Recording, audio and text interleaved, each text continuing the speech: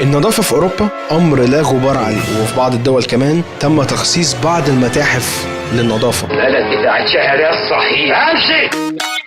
الحبس هي أقل عقوبة على اللي يرمي زبالة أو يستهزأ بنظافة البلد. منظومة جديدة، جمع من المنزل للسيارة للمقلب. في أوروبا من كتر النظافة ممكن تخرج بقميصك الأبيض 6 أيام ورا بعض عادي. تراني أعمل بيبي دخان والله يسوي بوليوشن. وإليكم بعض أخبار النظافة في أوروبا. ده في أخبار غريبة جدا. غرامة 500 يورو على شاب فك حصيرته على الطريق العام. ساري عربي يمنع من دخول إحدى الدول الأوروبية بسبب إنه رمى منديل كلينكس على الأرض. الحبس 6 شهور على مواطنة أوروبية رمت سيجارة في النهر.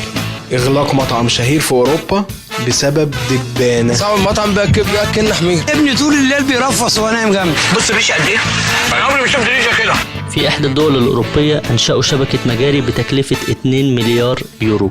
300 مليون يورو سنويا لتنظيف الشوارع في إحدى الدول الأوروبية. تعمل كده في الشارع؟ لا، في اللي بينظف ويكنس. ومن أبرز عناوين الأخبار والقوانين الغريبة جدا عن النظافة في أوروبا، اسمعوا بقى. في أوروبا محظور صناعة أكياس السوبر ماركت من مخلفات القمامة.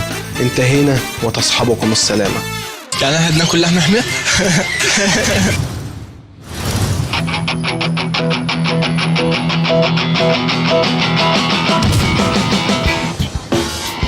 النظافة من الإيمان، وعشان احنا الحمد لله مؤمنين يبقى أكيد نظافتنا ما وردتش على حد، ولازم نتفشخر بيها.